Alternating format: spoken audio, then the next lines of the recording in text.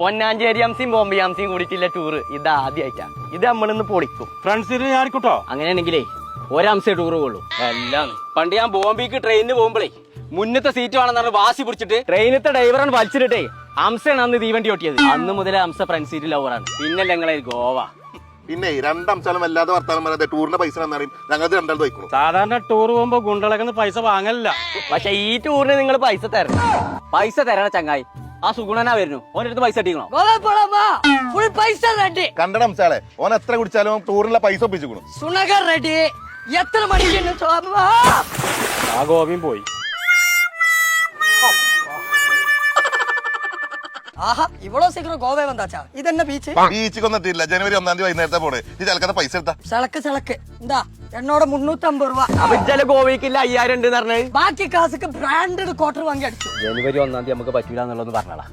ജനുവരി 1 ഞങ്ങൾക്ക് പറ്റൂല. അത് എന്ത് വർത്താനങ്ങൾ പറഞ്ഞത്? നിങ്ങളോട് പറഞ്ഞിട്ടല്ലേ ടൂർ ഫിക്സ് ആക്കിയത് നമ്മള്. പോകാൻ പറ്റൂല പറഞ്ഞാ പറ്റൂല. എണ്ണ പറ്റില്ല 350 രൂപ പൈസ പറയാ കൊടുത്തില്ല.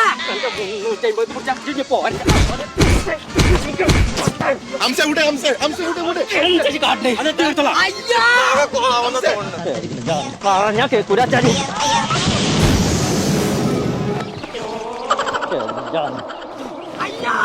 പറഞ്ഞാ കേക്കൂരാച്ചാരി. എന്താ പ്രാന്തോ?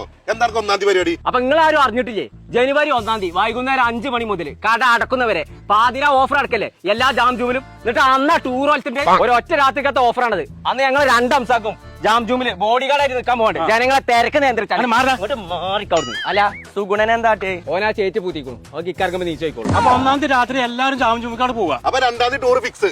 ആ വല്ലാത്ത കഥ. ബോംബെയിൽ ചേരിയിൽ വരെ അങ്ങനെ ചേറില്ല കേട്ടോ.